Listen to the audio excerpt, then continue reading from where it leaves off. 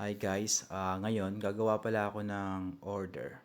Ah, Isa po akong decorator sa isang chocolate shop. So ito yung ginagawa ko kapag merong mga nagpapagawa ng chocolate.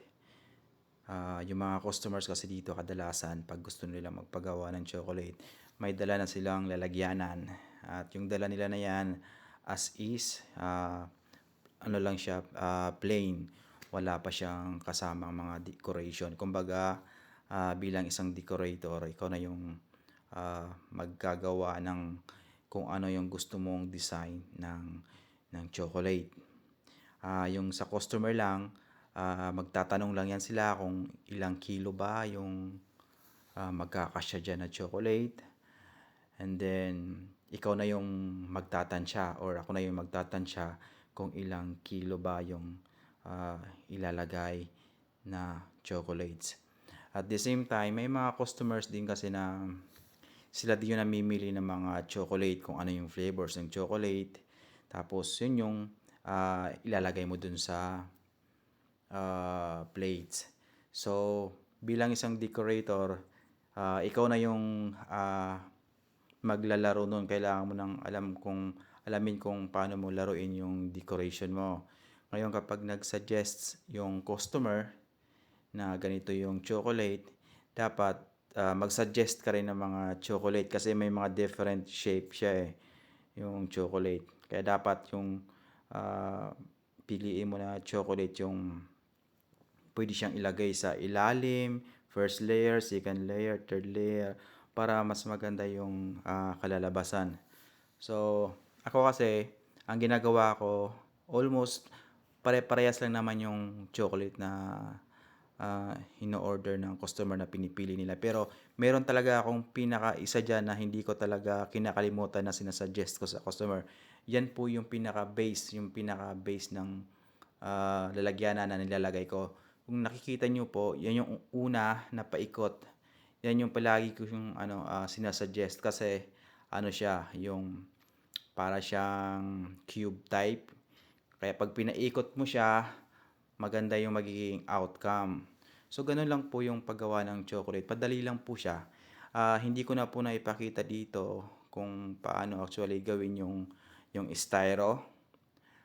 Baka next video gagawa ako ng separate video kung paano gumawa ng styro na yung pinaglalagyan mismo ng chocolate. So, hindi ko na po nagawa yun. So, yun lang po. Ang kailangan lang po talaga pagka kunwari sinabi ng customer na 1 kilo is, so, kunwari ito, 750 grams. So, kailangan mo dyan pagkasyahin yung 750 grams. Kailangan na yung mga ilalagay mo na chocolate, instead na masyadong dikit-dikit, kailangan mo siyang medyo malayo yung space para hindi takaw space. Kasi the more na dikit-dikit yung paglagay mo, mas mabigat na mas maraming chocolate din yung ilalagay mo. So, more on weight yun, mas mabigat yun. Baka instead of 750 grams or 800 grams lang, magiging more than 1 kilo. So, yun lang po siya. Ganun lang po siya kadali. Tapos, pag nakagawa ka na po kasi ng base, halos pwede mo na siyang paikot na lang. Pwede mong ipaikot na lang yung paglagay ng chocolate. Napakadali na lang po siya. Basta yung importante lang po talaga dito, lagi kong sinasabi, lalo na sa ah, mga newcomers na sa company namin, pag gumawa sila ng ganitong order, dapat pulido. Dapat pag naglagay ka ng chocolate, dapat pantay-pantay. Hindi yung may tagilid, pakanan, pakaliwa. Yung isa masyadong dikit, yung isa naman masyadong malayo yung space. Kaya kailangan talaga dapat consistent yung paggawa mo. Yun. Madali lang po talaga siya gawin. Yan. Tapos yung ano kasi yung pinili ng customer is yung gold tsaka brown.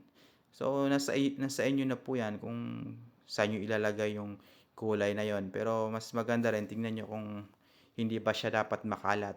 Dapat yung tipong hindi rin masakit sa mata tignan. So, yung ginagawa ko, as long as kaya, basic lang po yung ginagawa ko na pagdi-decor sa chocolate. Mas basic po kasi, mas simple, mas maganda tignan. Pagka masyado kasi maraming, decoration minsan, eh, nagiging pangit. So, yun lang po guys. Maraming maraming salamat po sa panunood and God bless you po sa inyong lahat.